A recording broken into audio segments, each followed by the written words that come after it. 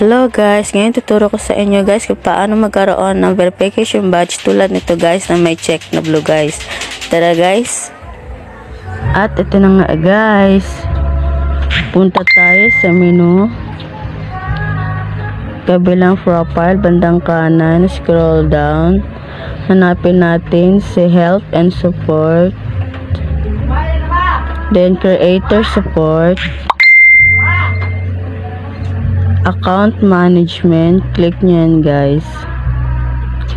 Blue verification badge, click nyan. About verification badge. Scroll down, hanapin natin ang how page or profiles are verified.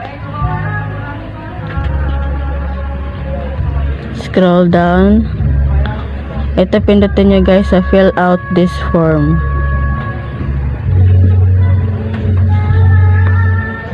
Yan, nasa inyo guys kung anong gusto nyo, page ba or profile. Sa akin kasi profile guys. Yan, may mga documents dyan guys. Hindi pa kasi ako eligible kaya tinuro ko lang sa inyo guys kung paano magkaroon ng sariling blue verification badge para alam ni Meta guys, nasa inyo ang account guys. Sarili nyong account ay may mga documents guys